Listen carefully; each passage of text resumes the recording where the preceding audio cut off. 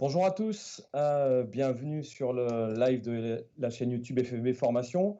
Vous en prenez l'habitude, c'est notre timing habituel du vendredi à 11 heures, qui fait suite à notre visio de mercredi où d'ailleurs nous tenons encore à nous excuser pour le bug que nous avons rencontré avec Julien Colombo. Néanmoins, vous pouvez retrouver le replay sur la chaîne YouTube.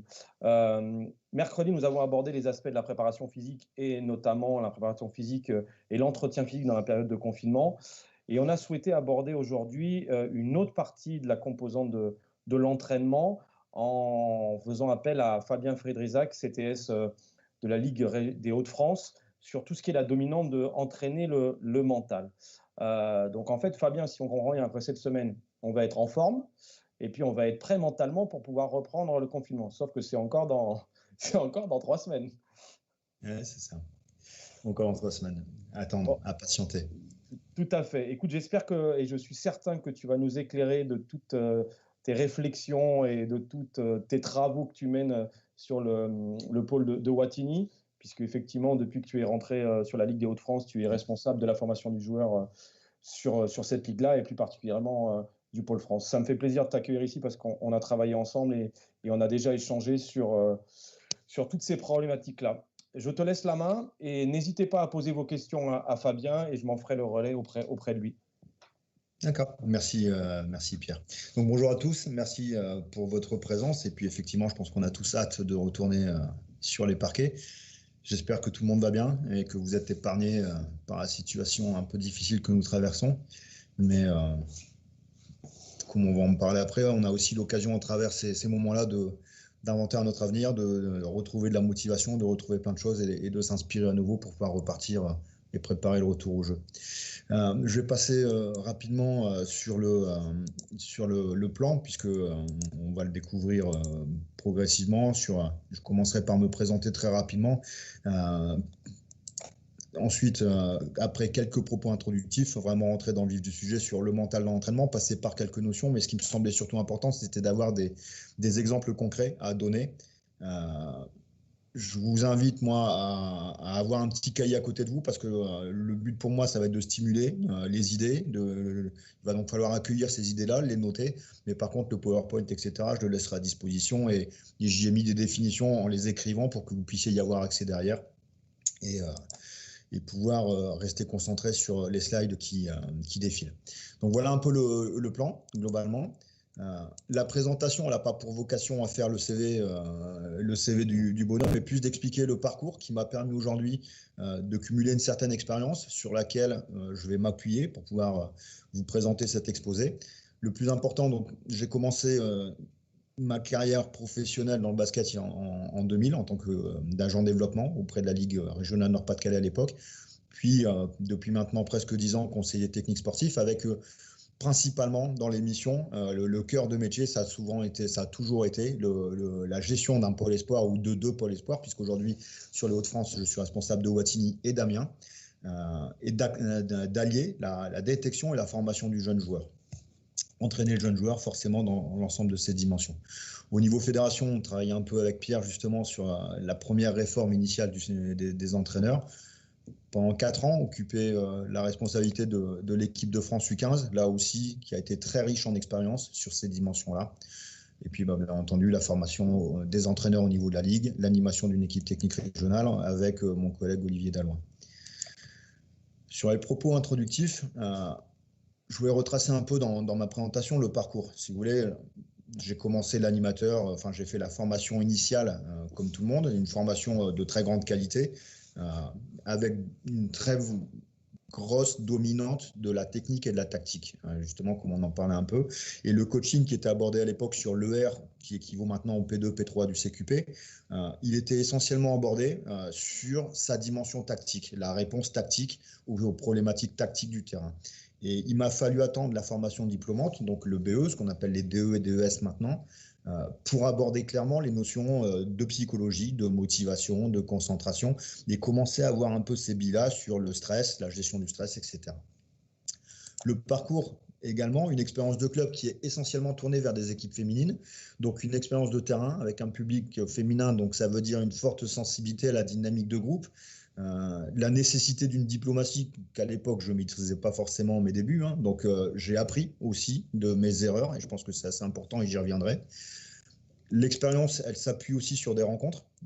Avoir la capacité dans une formation d'entraîneur de rencontrer un ami, quelqu'un devenu ami maintenant, psychologue, qui nous explique la relation entraîneur-entraîné, qui déclenche des choses chez moi, des rencontres avec les psychologues, puisqu'en travaillant en pôle, on est au contact de psychologues et préparatrices mentaux, Nathalie, Florence, mais également Stéphane Limousin, qui m'a vraiment, là aussi, apporté vraiment des billes concrètes à pouvoir mettre en place sur le terrain. Donc, en fait, cette expérience-là, elle s'est construite au fur et à mesure des années. C'est quelque chose qui est assez long à mettre en place. Je vous parlais tout à l'heure d'expérience d'échec. Je vais reprendre la phrase de Mandela qu'on cite souvent, c'est « soit j'apprends » et moi, je veux qu'on pousse plus loin la réflexion et que cette phrase-là, par exemple, moi, je l'ai remise en question. C'est pas soit j'apprends, soit je gagne, soit j'apprends. C'est soit je gagne, soit je perds, mais j'apprends toujours, en fait. Et l'expérience, qu'elle soit positive ou négative, le sportif, l'entraîneur, il a quelque chose à en faire de cette expérience.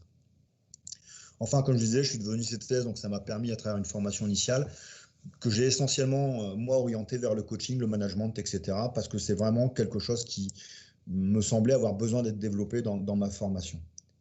La formation continue, c'est pas la formation continue fédérale qu'on peut proposer ou quoi que ce soit. La formation continue, c'est comment chaque jour, à travers les expériences que je vis, qu'elles soient basket, qu'elles soient sportives, qu'elles soient quelque nature qu'elles puissent être, c'est qu'est-ce que je vais réussir à en faire, moi en tant qu'entraîneur. Et c'est de mettre les sportifs dans cette dimension-là, d'acquérir des compétences à travers les expériences qu'ils peuvent vivre, et pas forcément que sportives, et la spécialisation sportive dans le basket. Dans les propos introductifs, je voulais vous donner 3 informations qui sont sans intérêt. Je vous demande de surtout pas les retenir. C'est que mon chiffre préféré, c'est le 5. Moi, j'adore les loups, mon animal préféré, et la couleur bleue qui est dominante chez moi. Mais comme ce sont des informations inutiles, ne les retenez surtout pas. C'est une erreur dans le diaporama, certainement. Dans les propos introductifs, on parle du mental. L'approche du mental, moi, dans ma formation initiale, je l'ai dit, elle était très peu présente. Et donc, j'y étais très peu sensible. Et j'ai représenté ça par une image que j'ai trouvée. Donc, je vous disais, s'enrichir de tout sur Internet. J'ai trouvé un jour cette image-là, l'échelle des comportements. J'ai creusé un peu. C'est quelque chose qui est tiré des stratégies d'ajustement de Lazarus Folkman, où en fait, quand on est face à un problème, on a deux grandes méthodes d'ajustement par rapport à ce problème. Il y a, soit on est plutôt dans du déni, dans de l'accusation, on se frustre par rapport au problème, soit on est plutôt sur une approche un peu plus créatrice, où on identifie, on analyse et on crée quelque chose. Ben, moi, le mental, c'est exactement ça. C'est-à-dire que le premier pas pour moi, je l'ignore. Quand je commence à entraîner, le mental, j'en tiens pas compte. Et je vous parlais de public féminin, je me souviens avoir dit un jour à une jeune joueuse que j'encadrais, je suis éducateur sportif et pas éducateur spécialisé. Et donc, à partir de là, je suis typiquement dans le rouge. Le mental, pour moi, ça n'existe pas. Je m'en fous, je le renie. Et dans ma pratique, j'en n'en tiens pas compte. Et au fur et à mesure des expériences que je vous déclinais auparavant, j'avançais petit à petit, j'ai passé les caps de cette échelle-là pour en arriver en 2015-2016 à passer un DU. Donc je note celui de Lille 2, mais il y en a plein, de préparation mentale, non pas pour devenir préparateur mental, mais en partant sur ce postulat-là, de dire il faut que j'appréhende mieux les processus mentaux pour pouvoir être beaucoup plus pertinent dans ma manière d'entraîner. Et ça, dans ce DU, j'ai rencontré des entraîneurs, j'ai rencontré des sportifs qui venaient eux-mêmes chercher l'information pour eux aussi être capables de mieux gérer leur situation, leurs conditions. Donc vous l'avez bien compris, le thème, entraîner le mental. On va traiter aujourd'hui de tout ce qu'on peut faire pour entraîner mon cerveau au quotidien. Avant de pouvoir partir là-dedans, et pendant que je continue mon intervention, n'hésitez pas sur le chat à avancer sur c'est quoi pour vous le mental, comment ça se caractérise le mental dans l'entraînement pour vous, à quoi ça se rattache, à quelle notion, dans quel intérêt, pourquoi on entraînerait le mental, pourquoi. Donc vous pouvez y aller, Pierre il fera là un petit peu les synthèses et puis ça permettra peut-être de rebondir derrière, et éventuellement moi de réajuster aussi le fil de mon intervention puisque l'idée, elle est d'apporter une expérience et non pas de suivre un PowerPoint en direct. Fabien ? Oui. Ouais, alors effectivement, les gens vont pouvoir interagir et te poser des questions. Tout à fait. Alors, je ne sais pas si je vais précéder tes propos suivants, mais qu'est-ce que tu mets derrière le mental? C'est quoi ta définition? Justement, tu as précédé les propos suivants. C'est-à-dire que sans vouloir rentrer dans la théorie, parce que ce n'est pas mon métier, c'est quand même donner quelques billes sur le mental et la préparation mentale, et surtout la préparation mentale, pour pouvoir derrière rebondir. On continue comme ça, Arnaud. Pierre, ça te va? En fait, il y a une question qui arrive qui est est-ce que dans le mental, tu fais appel à la gestion des émotions? C'est un des versants qu'on pourrait avoir à travailler. Mais là aussi, je vais y revenir après en disant qu'est-ce que moi je peux faire en tant qu'entraîneur? Qu'est-ce que je peux donner comme bille au sportif pour que lui gère ses émotions? Qu'est-ce que moi je peux faire dans ma posture d'entraîneur pour ne pas générer certaines situations qui amèneraient l'athlète à vivre des émotions qui seraient négatives à sa performance? Qu'est-ce que je peux donner comme outil à cet athlète pour qu'il puisse lui-même mieux gérer et appréhender ses émotions, déjà se connecter à elles. Et après, il y a le rôle du préparateur mental, puisque je vais en parler après. S'il y a un rôle bien particulier, spécifique, il y a des choses qu'on peut faire nous en tant qu'entraîneurs, il y a des choses qui à un moment dépassent complètement nos compétences et qui nécessitent clairement l'apport d'une personne qui est purement qualifiée dans ce registre-là. Pour guider la suite de ton intervention, les retours, ils sont les suivants. Il y a effectivement un outil comme l'imagerie mentale, gestion des émotions, de l'énergie, de l'estime de soi, de la mise en confiance, de la concentration, la capacité d'analyse, de prise de recul, enfin toutes ces choses-là. Voilà. Donc les gens, on te remonte un ensemble de choses dont je sais que tu vas aborder tout de suite. Pour le sportif, tout ça à destination du sportif. Tout à fait. Oui. Ah, bien. Merci.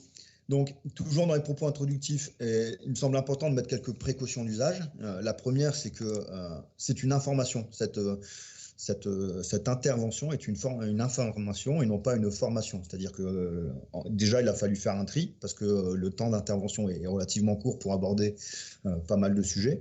Et qu'ensuite, encore une fois, moi, je partage une expérience de coach et non pas une expérience de préparateur mental puisque je ne suis pas préparateur mental. Le deuxième point qui me semblait important, et on vient d'en parler, c'est qu'il y a un moment où, justement, dans mon rôle de coach, il y a ce que je peux améliorer, et là où mon rôle s'arrête, et je nécessite l'intervention d'une tierce personne, parce qu'à un moment, voilà, il y a besoin de compétences supplémentaires, et après, il y a un mélange de genres aussi, il n'y a pas à voir, je dois rester le coach, et qu'il y a des choses que peut-être l'athlète, le sportif, ne va pas forcément pouvoir verbaliser avec moi, parce que pour certains, avoir affaire, par exemple, à un préparateur mental, c'est un aveu de faiblesse. Dans la précaution d'usage, c'est pareil, hein, dans le mental, on parle beaucoup de mental, mais à la fois, on n'en parle pas beaucoup, ou on en parle, mais on ne fait pas grand-chose. On fait des conférences de presse en disant que on a craqué mentalement, mais qu'est-ce qu'on met en place derrière?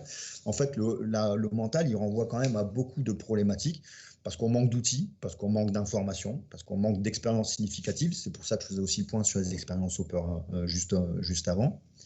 On a aussi souvent peur de perdre le contrôle de son équipe, en fait. L'entraîneur, dans notre discipline, le basket, on est quand même très présent, on demande les temps morts, on gère les changements. Enfin, on a vraiment un contrôle très important sur le groupe et qu'on a parfois peur, justement, de perdre ce contrôle-là.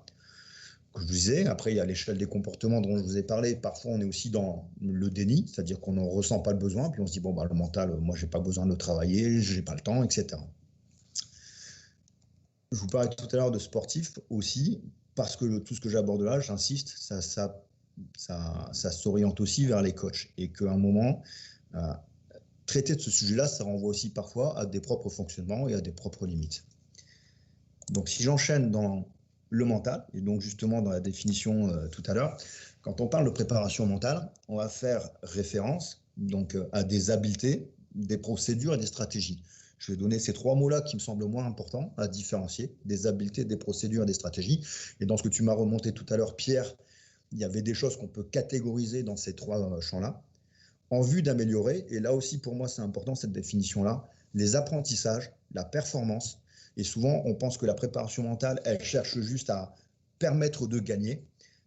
Non, c'est pour améliorer l'apprentissage, c'est pour améliorer la performance, et je ferai la différence tout à l'heure entre la performance et gagner, ça me semble là aussi important, tout en favorisant le plaisir de la pratique et l'autonomie de l'athlète. Ces deux versants-là, pour moi, ils sont aussi importants que les autres, puisque en fait, tout est en interaction. Je vous redis, les slides seront à votre disposition. Je les ai volontairement notés pour que vous puissiez y avoir accès derrière, en redéfinissant, en donnant des exemples derrière. Donc tout à l'heure, on parlait de confiance en soi, par exemple. La confiance en soi, c'est une habileté mentale. Voilà, la motivation, la fixation d'objectifs, l'engagement. Donc, si je fais le lien, et vous pourrez refaire le lien après dans la digestion de cette intervention-là, entre voilà, la préparation mentale fait donc appel à la confiance en soi, la motivation, la fixation d'objectifs. Dans des procédures, en termes d'exemple, ce qu'on pourrait mettre, c'est les routines, la relaxation. Je crois que tu parlais tout à l'heure de respiration. Moi, j'ai fait le choix de ne pas trop en parler parce que c'est quelque chose qui est assez connu, qui commence à se vulgariser. Et donc, j'ai préféré m'orienter, mais ça fait clairement partie des procédures. Dans la gestion d'émotions, aujourd'hui, je peux respirer pour pouvoir calmer mon corps qui est en train de s'énerver, qui est en train de partir complètement en live. Et enfin, les stratégies, c'est tout ce qu'on va pouvoir mettre en termes de communication dans le groupe, en termes de cohésion de groupe. C'est tout ce qu'on va pouvoir faire en amont, par exemple d'une compétition, d'un entraînement, etc. Donc là, on est vraiment dans une partie stratégique. Comment je joue avec ces paramètres-là pour pouvoir, encore une fois, appuyer sur apprentissage, performance, plaisir et autonomie de l'athlète. L'idée d'un préparateur mental, un peu comme un coach de toute façon, le but n'est pas de créer une relation où d'un seul coup l'athlète il a besoin de vous. Il ne peut pas performer sans vous. Notre objectif, ou en tout cas celui qui devrait être le nôtre, c'est de donner les outils à l'athlète pour que dans la situation où il doit faire des choix, il soit capable de les faire lui-même, qu'il reste l'acteur principal de son projet. J'ai mis les 4 dimensions d'un sportif entre parenthèses au niveau. Mon expérience, elle est tirée vers le haut niveau. Mais ce que je vous donne là, comme on en parlait tout à l'heure, ça s'adapte à n'importe quelle catégorie d'âge. C'est-à-dire que catégorie d'âge et niveau de pratique. Pour moi, un sportif, il a 4 dimensions. Les qualités techniques, les qualités tactiques, dont je vous parlais tout à l'heure sur la formation initiale, sont très fortement valorisées. La partie athlétique, et donc l'intervention de Julien cette semaine, et les qualités mentales. Ces 4 dimensions-là, pour moi, elles doivent être entraînées. Elles doivent être entraînées systématiquement. Chacune d'entre elles doit être développée. Et donc, dans la proposition d'entraînement, dans moi en tant que sportif quand je m'entraîne, moi entraîneur quand j'arrive pour proposer quelque chose à mes sportifs, j'ai préparé ma séance pour que je puisse développer ces qualités-là. Je parlais tout à l'heure de haut niveau. Dans le haut niveau, aucune d'entre elles ne doit être limitante. Aujourd'hui, on voit qu'on a des sportifs qui disposent d'un arsenal technique extraordinaire parce qu'ils ont accès à Internet. Ça a donné pas mal d'outils techniques, de travail, de gestes. Donc, les gens ont des images, des représentations. Donc, ils travaillent des choses. Ils ont des corps d'athlètes. Ils s'entraînent dur. Et au moment où il faut performer, et ça aussi, je l'ai entendu cette semaine, moi, j'ai toujours été un très bon joueur en entraînement. Mais quand il faut matcher, je perds tout. Là, on travaille typiquement dans la 4e dimension, la qualité mentale. Puisque aujourd'hui, si je suis capable de faire quelque chose en entraînement, j'ai donc les dispositions pour le faire. La seule chose qui manque, c'est la capacité à reproduire le geste dans le bon moment. Ce qui me semble important aussi dans ce que je viens de vous dire, c'est que ça, je n'ai pas inventé l'eau chaude. C'est-à-dire que là-dedans, il y a certainement plein de choses que vous faites déjà. Il y a des choses que vous faites sans vous en rendre forcément compte, sans forcément le planifier. Mais aujourd'hui, on commence tous nos matchs avec un échauffement. On met pour certains des routines en place. Il y a des joueurs maintenant qui reproduisent les routines d'échauffement de dribble de certains joueurs NBA que je nommerai pas. Bref, on a tous déjà des petites choses qu'on a déjà mis en place, parfois sans forcément y faire attention. Il faut juste ces points-là, les renforcer, poursuivre cette réflexion et la pousser en avant, la renforcer et la compléter. Il y a encore forcément des autres choses à tester. Je vous parlais tout à l'heure d'informations, mais entendu encore une fois, tout ça, c'est en rien une vérité absolue. C'est un partage d'expérience et c'est une vision. Je vous parlais de tout à l'heure, pour moi, les dimensions d'un sportif, c'est bien pour moi. Le mental dans l'entraînement, il y a deux manières de le voir. Moi, celle qu'on m'a appris, c'est celle-là. C'est en fait la pyramide de la performance. Elle s'appuie d'abord sur un capital physique. Derrière, le sportif développe une technique. Et encore une fois, ça ne s'adresse pas forcément qu'à des basketteurs. Ça peut s'adresser à n'importe quelle autre discipline. Un athlète développe son corps, développe sa technique. Et le jour du match, il y a la tactique qui fait la différence, la tactique, la stratégie. Et depuis quelque temps, on a amené en bout de course le mental, le petit truc en fait qui vient faire la différence. Parce que voilà, on est plus fort dans sa tête à ce moment-là. Donc c'est une représentation pyramidale qui, moi, personnellement, ne me convenait pas forcément. Parce que dans ce point-là, dans cette analyse-là, le mental, c'est une partie spécifique de l'entraînement. Voilà, on est dans les 4 dimensions. C'est une partie spécifique, mais on la met plutôt sur du bout de course.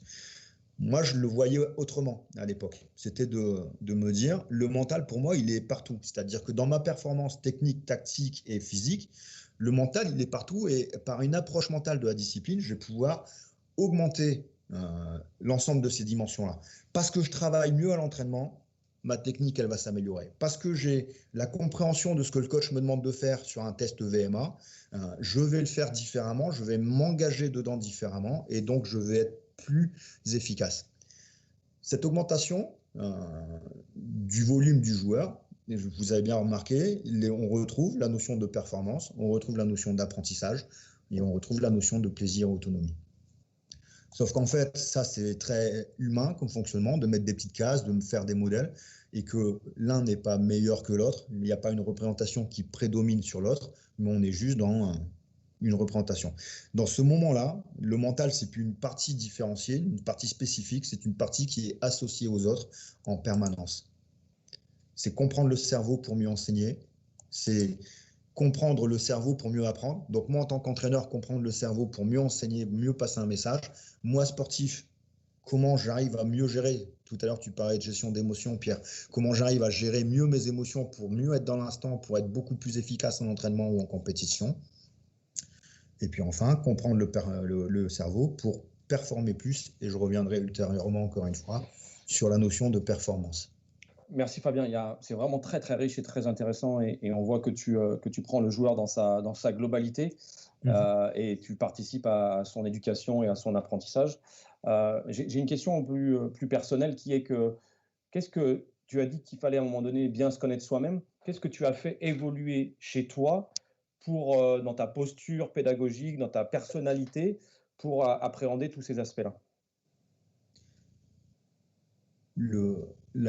Sans réfléchir plus que ça à la réponse, en étant dans la spontanéité, c'est la remise en question. C'est-à-dire que aujourd'hui, justement, je considère que je ne connais rien. Et chaque jour, quand je me présente face à un athlète, quand je suis face à moi-même et mon travail, j'essaye de le réinventer chaque jour en fonction de tout ce que je peux découvrir. C'est-à-dire qu'en discutant avec toi, il y a des choses qui vont venir m'impacter, de me dire, mais je vais changer. Ce que j'ai fait hier, en fait, je vais le faire différemment aujourd'hui pour le rendre encore meilleur.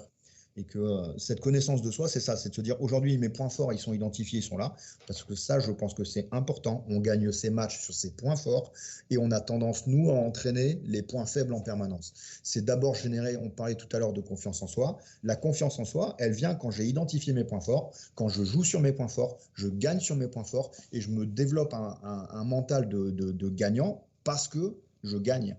Et donc, c'est identifier ses points forts, mais chaque jour, essayer d'augmenter ce volume justement ce volume de compétences. Dans la connaissance de soi, il y a aussi, effectivement, tu dis identifier ses points forts, mais aussi ce que tu peux, ce que ta personnalité peut créer chez les gens, en fait, quelquefois. Donc ça aussi, tu as développé cette conscience-là aussi. C'est une question qui peut prendre 1 heure à répondre, Pierre. Tu me lances des perches, tu sais que ça va m'attirer, tu sais que ça va m'intéresser. Mais bien sûr, de toute façon, c'est pour ça que j'insistais tout à l'heure sur ces expériences, c'est-à-dire que c'est dans l'interaction avec les autres, avec mon environnement, mais aussi avec mes partenaires, avec mon coach, etc. C'est dans tout ça où en fait je vais explorer des nouvelles voies et je vais réussir à me développer dans ce truc-là. Mais ça nécessite aussi de connaître sa personnalité. Je parlais des points forts. Il y a aussi connaître les points de sensibilité en se disant attention, là, je dois, parce que je suis fragile à cet endroit-là, parce que je suis faible, je vais utiliser le terme, à cet endroit-là, quand la situation se présente, je dois élever mon niveau d'attention pour pouvoir mieux y répondre, pour pouvoir ne pas me faire piéger. En gros, j'ai le droit de rater le rebond sur la première minute de match, parce que, etc. Sauf que dans le moment fort où il va y avoir un tir adverse, etc., je sais que je suis fragile à cet endroit-là, et là, j'augmente mon niveau de concentration, je mets un point de vigilance à pouvoir répondre juste à l'action. C'est être moi ici, maintenant. Et donc, c'est effectivement se connaître soi dans ce qu'on sait faire, dans ce qu'on sait moins bien faire. Et puis aussi, dans la prise, tu parlais tout à l'heure de la posture. Moi, ce qui me semble important, c'est ça aussi, c'est se connaître soi dans sa manière de gérer ses émotions. Est-ce que je suis stable ou pas stable? Est-ce que j'ai besoin d'aide à ce moment-là ou est-ce que j'ai besoin de me replier sur moi-même parce que j'ai les outils? Est-ce que je vais aller chercher l'outil chez un partenaire? Est-ce que je vais aller chercher chez un coach? Enfin, voilà. tu peux me donner 1 heure sur ce thème-là une Alors, autre fois, ça sera avec plaisir. je sais, Fabien, mais ce qui est intéressant, c'est effectivement tout le process que tu t'es appliqué à toi-même pour effectivement demain, enfin, et ce que tu fais aujourd'hui, le mettre en place sur tes entraînements. Je vais C'est te bien pour laisser. ça, excuse-moi Pierre, mais c'est bien pour ça tout à l'heure, je vous disais, moi, c'est pas pour faire mon CV, mais c'est que ça, c'est 20 années de travail autour de formation qui est continue et permanente. Et je suis persuadé que demain, je serai encore quelqu'un de différent. Et aujourd'hui, je dis des choses complètement opposées à ce que je pouvais dire il y a 10 ans. C'est un cursus qui est long. Et c'est pour ça aussi tout à l'heure, j'insistais sur ça s'entraîne et donc ça s'entraîne chaque jour. Merci sur les 30 et 40 minutes qui nous restent. Je sais que tu vas nous développer plein d'exemples concrets sur le développement de la préparation mentale à l'entraînement, à la Ouais. fois pour les individus et à la fois dans le cadre de gestion d'un groupe. Donc, ce qui va peut-être répondre à certaines des questions qui sont posées sur le chat. Si Fabien n'y répond pas, n'hésitez pas à les reformuler pour que je m'en fasse le relais auprès de lui. Merci. Les exemples concrets, ils arrivent là. Tout à l'heure, j'avais bien parlé de ce que ça pouvait permettre, améliorer les apprentissages. Donc, le premier exemple que j'ai pris, il a cette vocation-là, améliorer les apprentissages. Je vous disais aussi, on apprend de tout et de rien. Moi, j'ai lu un bouquin qui m'a amené à une réflexion qui n'a rien à voir avec le basket, qui n'a rien à voir avec mon public, puisque moi, je suis sur des 13-14 ans et que ce bouquin-là, il traite de jeunes de 2 à 6 ans. Sauf que les transferts, ils sont multiples, ils sont extraordinaires. Elle traite donc des neurosciences. Et une des premières phrases qui m'a interpellé quand je l'ai entendu pour la première fois, parce qu'avant d'acheter le bouquin, c'est que je l'ai entendu sur un passage télévisé, où elle disait « L'être humain est câblé pour apprendre ». Et donc, ça m'a un petit peu interrogé, cette phrase-là. Donc, j'ai cherché à comprendre un peu. Et câblé pour apprendre, ça veut dire quoi? Ça veut dire qu'en fait, naturellement, quand on est dans des dispositions de bien-être normal, etc., quand on n'est pas soumis à du stress, par exemple, naturellement, notre cerveau, il chope des informations. Vous vous souvenez, tout à l'heure, je vous avais dit, ne retenez pas des informations qui vous serviront à rien, puisqu'en fait, vous avez certainement déjà oublié que mon chiffre préféré, c'est je vous laisse un temps pour vérifier si vous avez bien oublié, que c'était bien le 5, que je vous avais dit de ne surtout pas retenir mon animal préféré, et je suis persuadé que vous ne l'avez pas retenu, tout comme la couleur préférée, je suis persuadé que vous ne l'avez pas retenu. Ou, à l'inverse, je suis persuadé que vous l'avez enregistré, cette information-là, alors que, je vous avais dit, elle ne sert à rien. Donc, pourquoi enregistrer quelque chose qui ne sert à rien? Parce qu'on est câblé pour ça. Quand il nous arrive quelque chose, on chope des informations et on les stocke. Si ces informations-là, on les répète régulièrement, c'est-à-dire que si tous les 3-4 jours, si toutes les semaines, je vous rappelle que mon numéro préféré, c'est le 5, vous allez vous en souvenir pendant X années. C'est-à-dire que je vais créer un chemin dans votre cerveau, il va y avoir des connexions neuronales qui vont se faire, et en fait, vous allez vous souvenir que mon numéro préféré, c'est le 5. Ce jeu-là, je l'ai fait avec les jeunes du pôle. Et j'ai encore des jeunes du pôle qui, plusieurs années plus tard, se souviennent, voilà, parce que j'ai ancré le truc, que ces 3 éléments-là, qui ne sont pas forcément une vérité, hein, mais qui ont été quelque chose qui ont été dit, ça a été ancré. Le point important donc pour moi, c'est ça. Si par contre, plus jamais on en reparle, d'ici 2-3 ans, quand je vais vous faire une allusion à ça, si on se rencontre et qu'on a une discussion, je vous dis, bah tiens, mon numéro préféré, tu t'en souviens? Vous ne vous en souviendrez pas, parce qu'en fait, tout ce qui n'est pas entretenu est détruit. Notre cerveau donc chope des informations, il les stocke, et tout ce qui n'est pas stimulé, d'un moment, il va le dégager. Il y a forcément des liens à faire avec la pratique basket. Tout ce que je fais, je l'incorpore. Je vais vous donner un exemple. Je vais parler du tir après. Vous donnez un ballon à un joueur, vous lui dites rate-moi un panier. Voilà, tu prends le ballon, mais surtout tu marques pas, tu le rates. Et vous avez même la possibilité de lui dire rate-le en étant à gauche, rate-le en étant trop court, balance-moi une brique sur la planche. En fait, ça veut bien dire que votre cerveau enregistre des choses dont il n'a pas besoin au départ par rapport à l'activité. Ça veut donc dire que nous aussi, dans notre pratique, plus on répète quelque chose, plus on le renforce. Pourquoi je sais rater un panier? Parce qu'à chaque fois que j'ai raté un panier, quelque part, il y a un chemin nerveux qui s'est créé pour alimenter mes muscles et dire, bah, tiens, le jour où il faut faire ça, fais ça. Donc, je vous renvoie tout de suite à l'image de ne rate pas ton lancer franc. Là, vous êtes directement en train de stimuler puisque le cerveau ne traite pas les négations. La seule chose qu'il va entendre, c'est rate ton lancer franc. Vous êtes dans le moment décisif. Si vous pensez à ne pas rater votre lancer franc, vous augmentez considérablement le pourcentage de chance de le rater.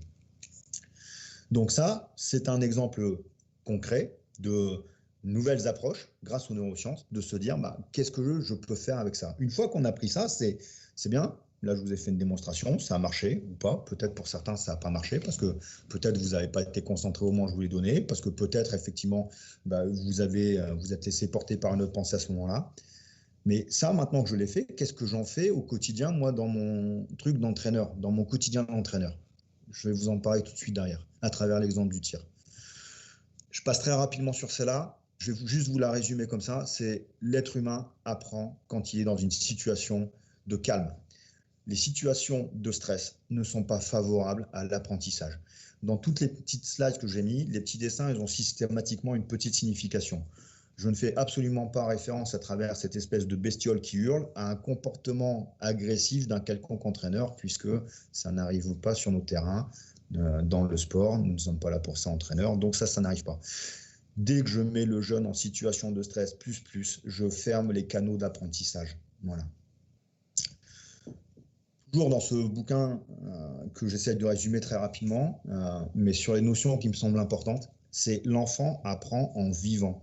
C'est-à-dire que là, par exemple, c'est aussi pour ça qu'on essaye d'avoir une interaction dans le chat, c'est pour ça aussi que je m'amuse à mettre des petites expériences de 5, de loup et de ce que vous voulez. C'est pour que vous soyez actifs, parce que si vous êtes juste en train de m'écouter, au bout d'un moment, le son de ma voix va vous endormir. Si vous n'êtes pas en train de vivre les choses, ça va sortir de votre cerveau. Si à l'issue de ce truc-là, vous avez envie de retenter des choses, vous renotez, vous réimaginez, vous allez entretenir une expérience active et vous allez beaucoup mieux intégrer les choses. Le sportif, c'est exactement la même chose. Il a besoin de vivre. Lui dire, il faut que tu fasses comme ça sur le pick and roll, ça ne sert pas à grand-chose. Il faut que derrière, il soit dans l'expérience active.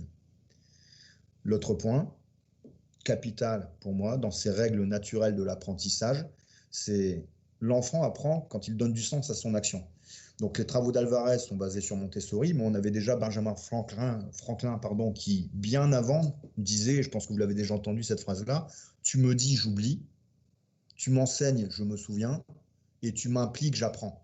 Donc en fait, quand je vous disais tout à l'heure, on apprend de partout. Ça, c'est une phrase que j'ai chopée sur Internet. Et Alvarez, je l'ai vu passer sur un JT un jour, et voilà. On apprend de n'importe quelle situation à partir du moment où on est open. L'apprendre, oui. Ouais, j'ai une petite question parce que je sais que tu vas enchaîner derrière sur un exemple concret. Oui. Si je résume un peu ton propos, en fait, les neurosciences t'ont permis de dire qu'il fallait que la personne elle soit engagée dans une tâche, donc en vivant une expérience, que cette expérience-là, elle ait du sens et que donc il identifie les objectifs et le pourquoi il fait les choses, ce qui va renforcer tout un tas de choses. Maintenant, une des questions qui arrive, c'est comment tu inclus le droit à l'erreur et comment tu gères l'erreur dans ce processus-là au travers peut-être des concepts liés aux neurosciences. Alors ça, par exemple, l'erreur, c'est un des gros fils rouges là, de cette saison.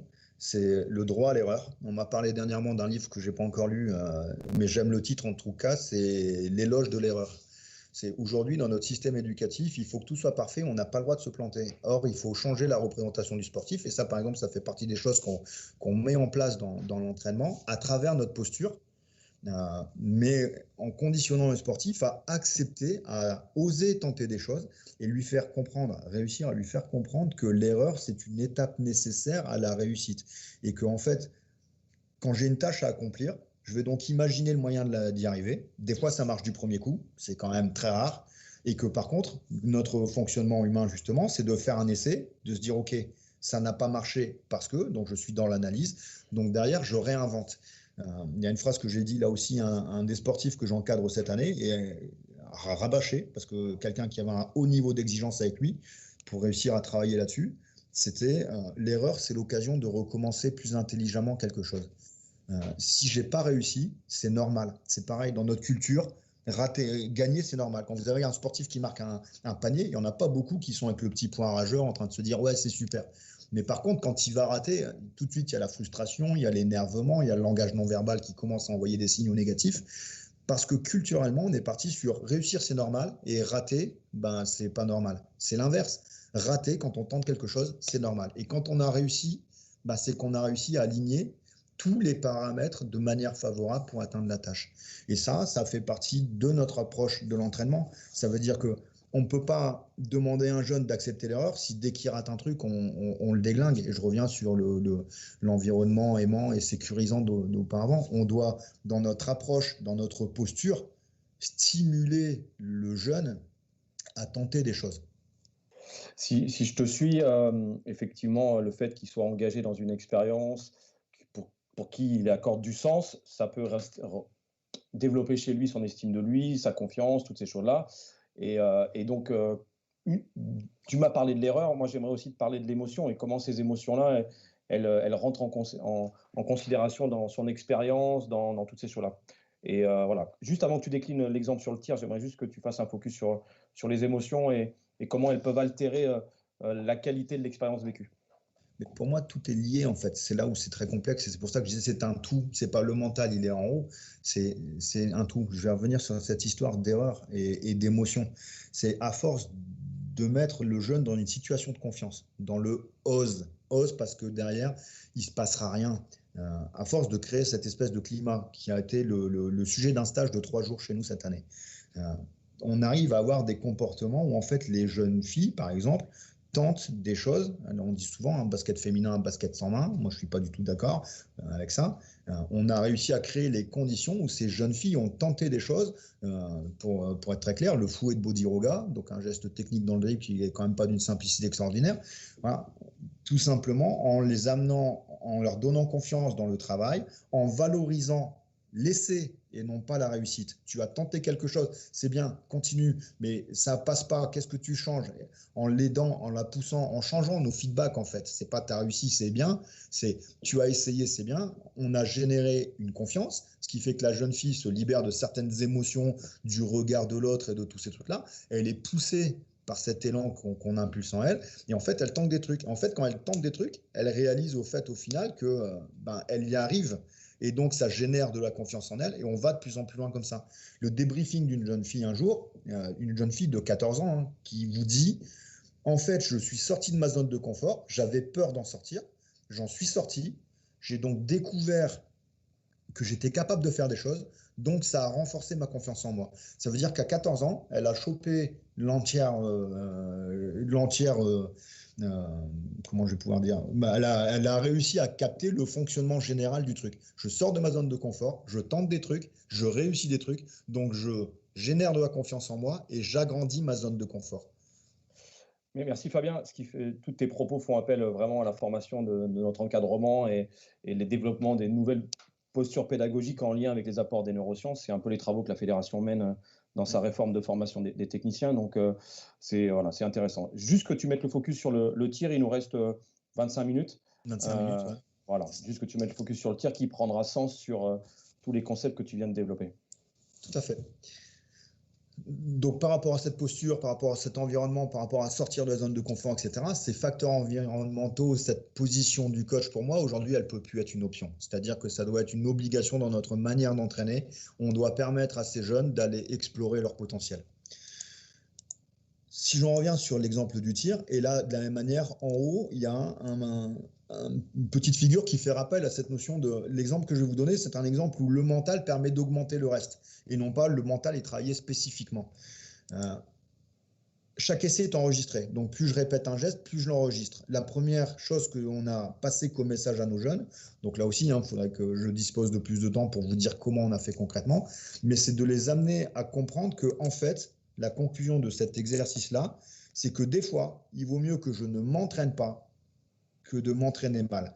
L'exemple qu'on prend avec eux, c'est une espèce de prairie où l'herbe est haute. Si vous passez une première fois, voilà, vous allez à une destination particulière, vous passez une première fois, l'herbe elle n'est pas écrasée. Plus vous passez au même endroit, plus vous écrasez l'herbe, plus vous faites un chemin. Les connexions neuronales, c'est la même chose. Plus vous stimulez, plus vous faites un chemin. Et plus vous renforcez, plus le chemin s'élargit. Plus vous répétez un geste, plus vous créez une autoroute. Ça veut dire que quand vous allez être en match sur de la pression, de la vitesse, de la fatigue, vous allez faire appel à tout ce qui ne nécessite pas l'intervention du cerveau. On va parler de sous-cortical, on va parler de gestes réflexes. Vous allez utiliser ce que vous avez entraîné le plus. Donc en fait, le premier constat que moi je fais à travers cet exemple-là, c'est des fois, quand je ne suis pas en état, que je fais n'importe quoi dans ma gestuelle de tir, il vaut mieux que je ne m'entraîne pas que de faire n'importe quoi et de créer des connexions que je suis en train de renforcer. Le deuxième constat, pour moi, à partir de là, qui a été une remise en question profonde de ce que j'avais appris dans mes jeunes années d'entraîneur, c'est la qualité du nombre de répétitions est plus importante que le nombre. Ça veut dire qu'il vaut mieux faire 800 tirs par semaine avec la même gestuelle tout le temps qui permet au final d'avoir un chemin neuronal qui est en train de se créer, que de faire 8000 tirs avec 250 tirs différents, puisqu'en fait, à chaque fois, je stimule des connexions neuronales différentes. Et rappelez-vous que le cerveau enregistre tout, puisque vous vous souvenez de mon numéro préféré. Toujours dans cet exemple du tir et dans le même registre, donc c'est modifier l'approche de l'entraînement. Tout ça, ça fait partie encore une fois d'une expérience. Moi, pendant des années, j'ai observé des jeunes qu'on avait en pré-filière, donc à 13 ans, auxquels l'entraîneur disait, ben voilà, fléchis-toi, pousse avec tes jambes, lève ton coude, dans l'exemple du tir. Ces jeunes joueurs sur le pôle, mets ton doigt comme ça, pousse avec tes jambes, aligne ton coude, lève ton coude, mets de la trajectoire, etc. C'était ça, nos feedbacks. Ça, c'est quelque chose que moi, j'ai fait pendant des années. Fléchis-toi, pousse avec tes jambes. Et les jeunes joueuses, vous les revoyez en centre de formation, vous les revoyez sur des entraînements individuels en club professionnel, parce que j'ai des exemples qui me viennent en tête. Et en fait, l'entraîneur est encore en train de dire, fléchis-toi, pousse avec tes jambes et lève ton coude. Et en fait, si je refais le lien avec tout ce que je vous ai dit avant, l'enfant apprend quand il donne du sens à ce qu'il fait. Si jamais on est dans le fléchis-toi, il va le faire parce que vous lui dites. Si le jeune comprend pourquoi il doit fléchir, ça devient différent. Et donc aujourd'hui, notre approche aujourd'hui, elle n'est plus de dire fléchis-toi, elle est de faire comprendre aux jeunes qu'à un moment, le ballon, il va avoir une trajectoire et que s'il rentre, voilà, donc on a modélisé, ça c'est une photographie d'une séance d'entraînement avec les jeunes où on a expliqué le tir. Donc, on a montré des images de joueurs professionnels avec les trajectoires de tir. On leur a montré, on a créé des représentations sur lesquelles ils vont pouvoir s'appuyer. Et derrière, on a démontré la trajectoire de tir. Ça, c'est l'angle avec lequel le ballon peut rentrer dans le panier. Si on fait la même chose avec un angle plus plat, d'accord, concentrez-vous juste sur le dessin. On a donc ici la trajectoire qui va nous permettre de passer l'arceau ici, mais le ballon avec la force du tir va taper sur le fond et va ressortir. À partir du moment où ils ont compris que le ballon, s'il veut rentrer, il y a un angle minimum, il faut donc les transférer vers le terrain. Et là, je reviens sur cette image-là. Ça, c'est un terrain qu'on a imprimé. Sur les séances de tir, les jeunes devaient dessiner la trajectoire qu'ils allaient essayer d'imprimer au ballon. Et après chaque tir, il y avait une évaluation de la trajectoire. Je suis dessus, je suis dedans. Donc en fait, nos feedbacks aujourd'hui, notre intervention vis-à-vis du jeune n'est plus dans fléchis-toi, pousse avec tes jambes, lève ton coude. C'est où il est ton ballon? Je suis à gauche. Ok, donc qu'est-ce que tu fais? C'est plus nous qui lui disons, bah là, il faut que ta main directrice, elle fasse ceci. C'est on pose le constat de je suis à gauche et maintenant tu corriges ton tir tout seul. Je suis trop court. Comment tu fais? Bah, il faut que je pousse. D'accord? Comment tu fais? De la même manière, on lui dit pas pousse avec tes jambes. Je suis trop court. Comment tu fais? Et en fait, le jeune va chercher lui-même une réponse motrice pour résoudre le problème. Et à partir de là, il engrange lui-même la réussite future. Il ne le fait plus parce qu'on lui demande, il le fait parce qu'il a compris pourquoi il fallait le faire. Merci Fabien pour cette illustration.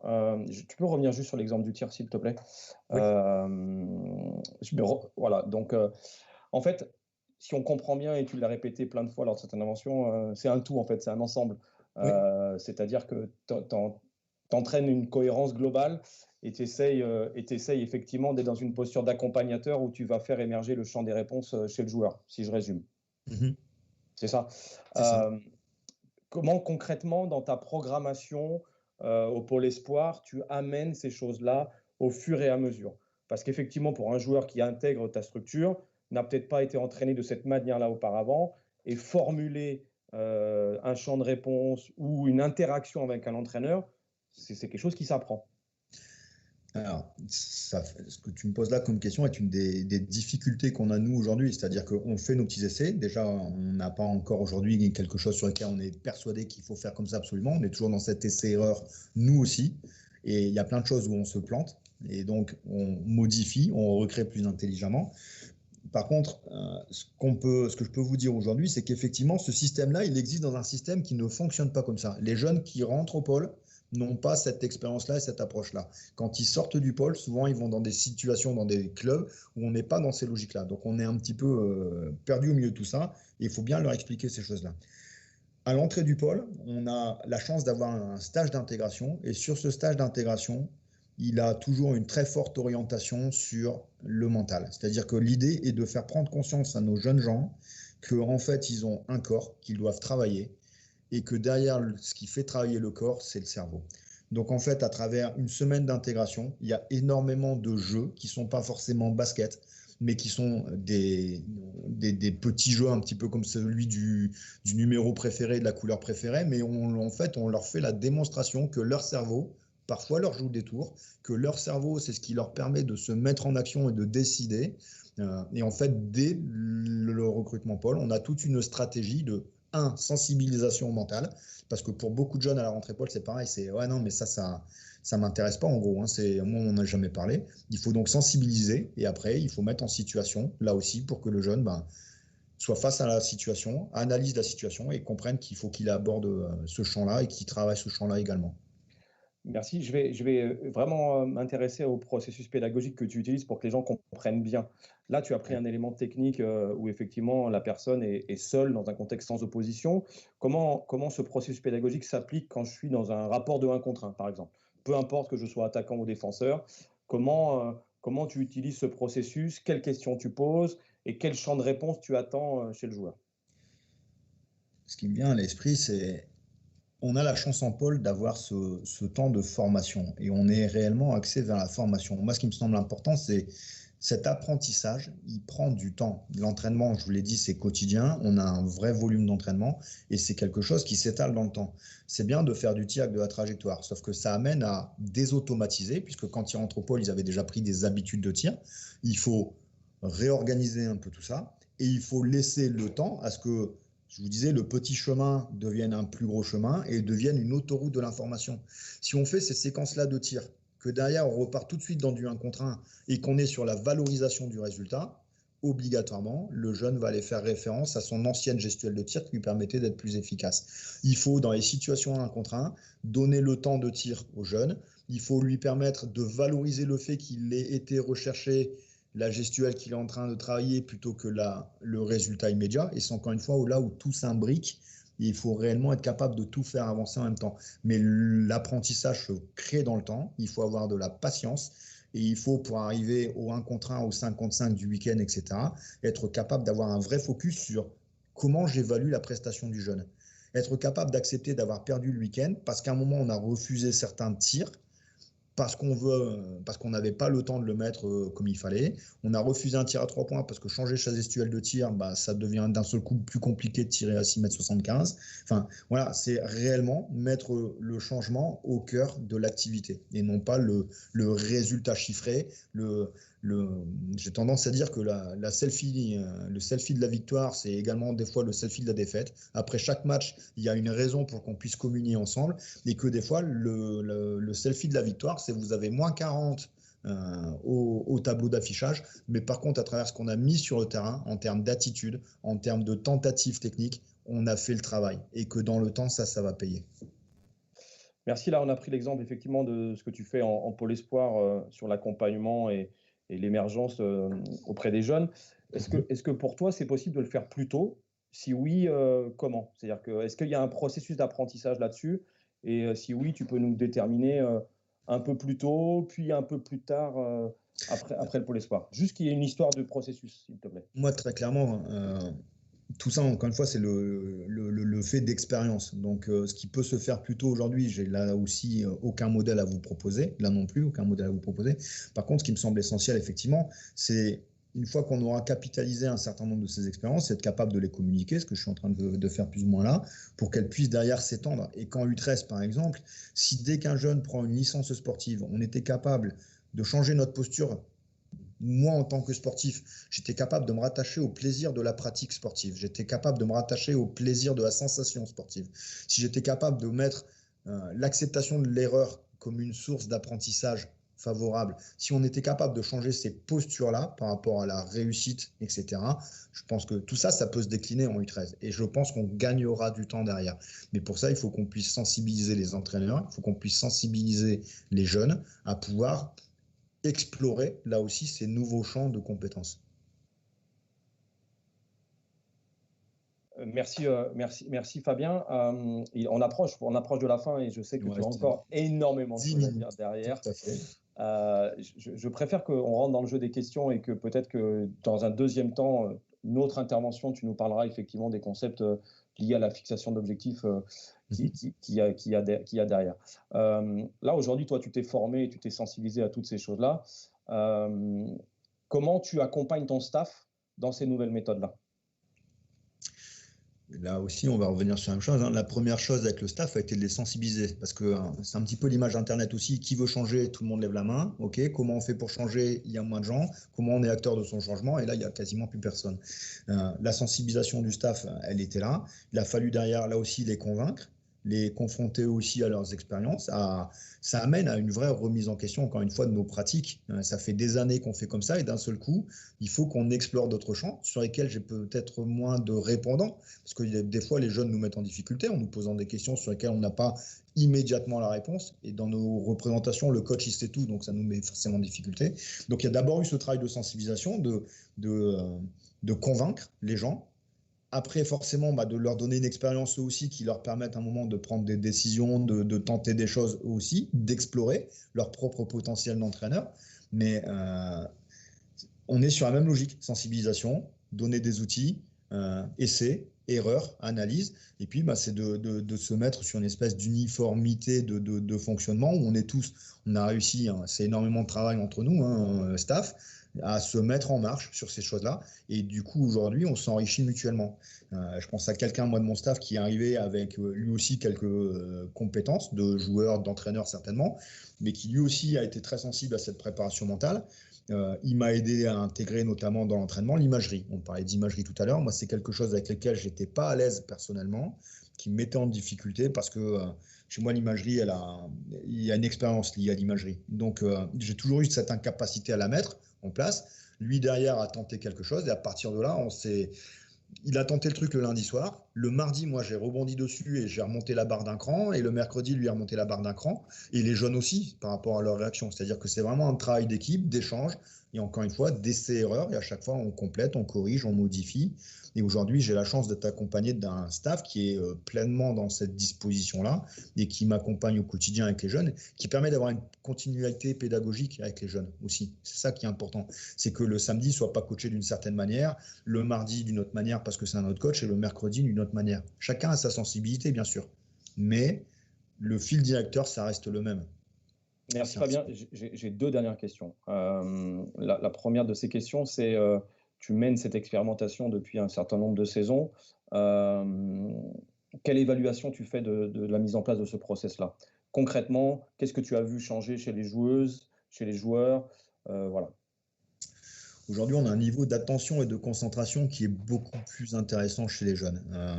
À travers des outils qu'on a pu mettre en place, on a des jeunes qui rentrent dans les séances de manière beaucoup plus concentrée, avec des objectifs, avec une responsabilité supérieure. Par exemple, chez nous, un jeune, c'est pas nous qui lui disons va boire. On décide plus des postes boissons, c'est le jeune qui va boire. Si le jeune a besoin de sortir de la séance à un moment pour pouvoir se reconcentrer, il sort de la séance. Donc c'est tout des approches qui sont complètement novatrices, qui sont complètement différentes des standards que moi je défendais il y a quelques temps. Donc aujourd'hui, la principale évaluation pour moi, elle est là-dedans. On a des jeunes qui sont beaucoup plus acteurs de leur projet. Et ce qui surprend les gens quand ils viennent voir les deux pôles s'entraîner, c'est cette capacité de concentration pour des jeunes gens de 13-14 ans, cette part d'autonomie, cette part de créativité, parce qu'on les stimule énormément. Encore une fois, mon boulot aujourd'hui n'est plus de donner la réponse. Vous vous souvenez du truc, montre-moi et j'apprendrai. C'est de le mettre en situation, de l'aider à trouver les solutions. Et donc, on a des jeunes dont on stimule la créativité pour trouver des réponses.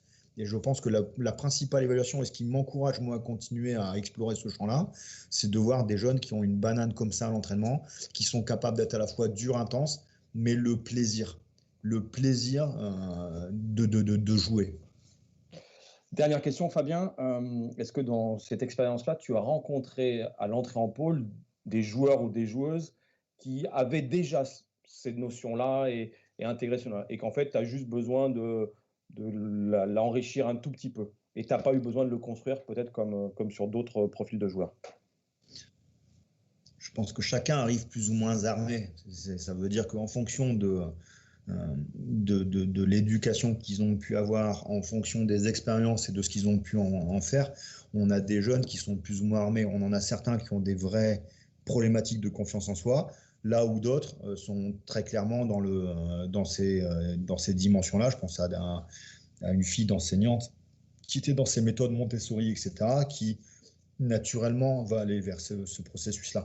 Par contre, quelqu'un qui soit très clairement orienté vers le mental, vers connecté à son cerveau, etc., ça fait 4 années que je suis entré à Wattignies, une année faite à Amiens, plus ce que j'avais commencé déjà à faire sur le pôle de Reims à l'époque.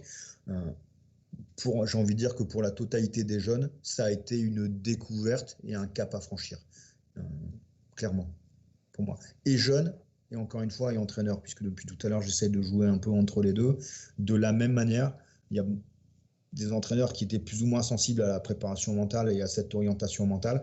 Par contre, on a dû tous passer un vrai cap pour pouvoir se lancer dedans. Merci beaucoup Fabien pour ce partage-là. Comme je l'ai dit précédemment, il y a encore des choses que tu dois nous livrer, des expérimentations et des échanges à faire. Donc on va programmer une prochaine intervention pour que tu puisses compléter ton propos. Comme tu l'as dit, le PowerPoint sera disponible en lien WeTransfer dans les commentaires avec le replay prochainement. Tu indiqueras, parce qu'il y a eu des demandes liées à des ouvrages de référence sur lesquels tu t'es appuyé. Tu en as fait écho d'un lors de ta présentation, mais je pense qu'il y en a plein d'autres. Donc voilà, si tu pouvais effectivement derrière appuyer son discours avec cet éclairage, ça serait intéressant. Derrière, je vous informe que la semaine prochaine, il y aura une formation ou dans la même chose, une visioconférence menée par Yann Fontenot sur comment devenir un leader inspirant. Et effectivement, il y aura des passerelles à faire entre les propos de Fabien et les propos que Yann tiendra.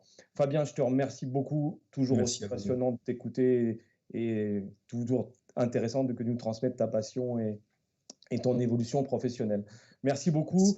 Je vous souhaite une bonne journée, un bon week-end. Restez chez vous et tenez bon. Au revoir.